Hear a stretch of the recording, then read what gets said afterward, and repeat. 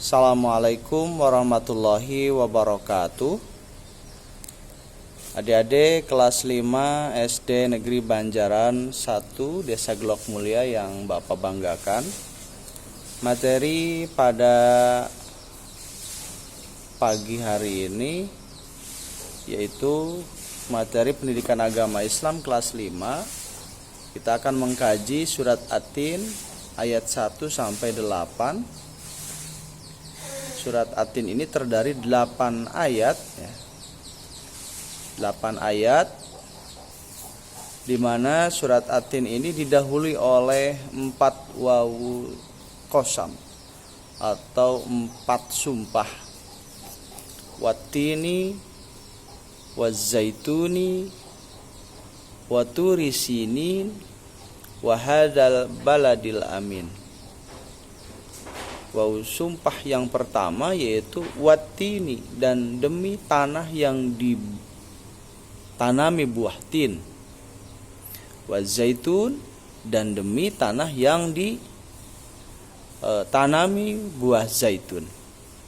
Waturi sinin, dan demi tanah dan demi Bukit Sinai, ini tempat berdakwahnya Nabi Musa.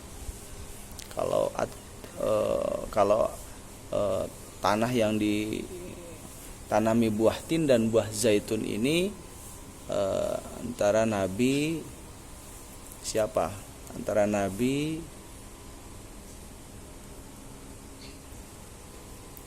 siapa, lupa lagi ya. Kalau Aturis Sinin ini Nabi Musa ya, di Bukit Sinai atau Gunung Turisin. Wahadal baladil amin, dan demi kota atau negara kota Mekah yang aman ini, yaitu kota Mekah,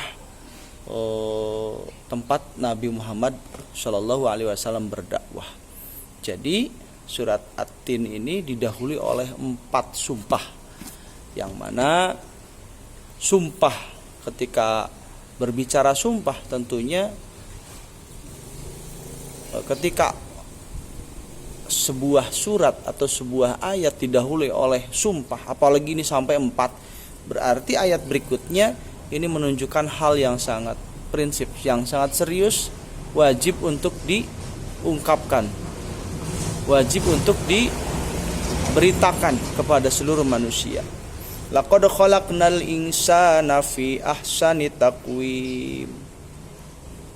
Sungguh kami telah menjadikan manusia dalam sebaik-baiknya bentuk.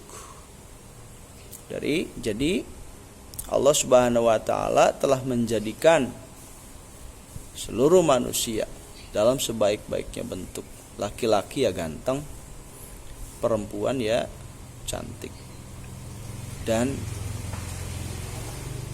ketika berdiri, kakinya ada 2, tangannya ada 2, telinga ada 2, hidung lubangnya ada 2, pas ya, simetris. Mata pun sama, ada 2.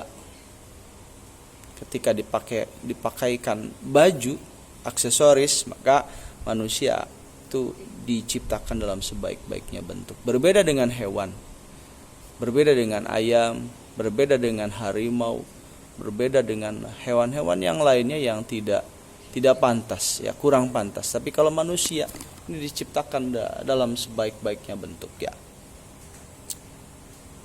Summa radadnahu asfala safilin.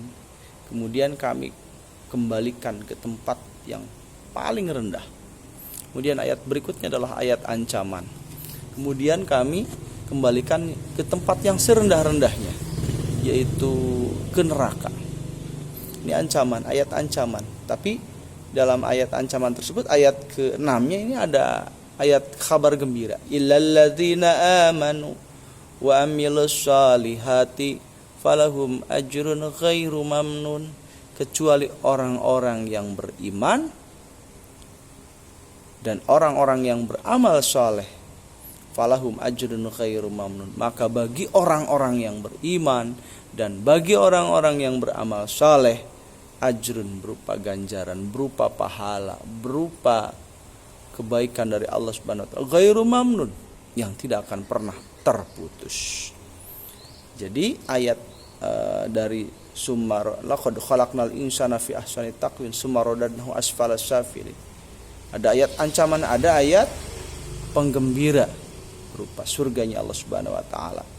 Jadi intinya kita semua harus bersiap-siap menjelang kita berakhir kehidupan kita nanti ya. Ini harus sudah bersiap-siap bagaimana kita menata keimanan kita kepada Allah Subhanahu wa taala. Karena ada dua amal ya. Ada amal yang berhubungan dengan hablum minallah, yaitu amanu, keimanan, beribadah kepada Allah. Ruku, sujud kita ini akan dihitung amal perbuatannya. Amal ya, amal iman, keimanan, salat kita ini akan berbeda. Kemudian amilus sholihat, hablum minanas, beramal soleh. Banyak sekali amal soleh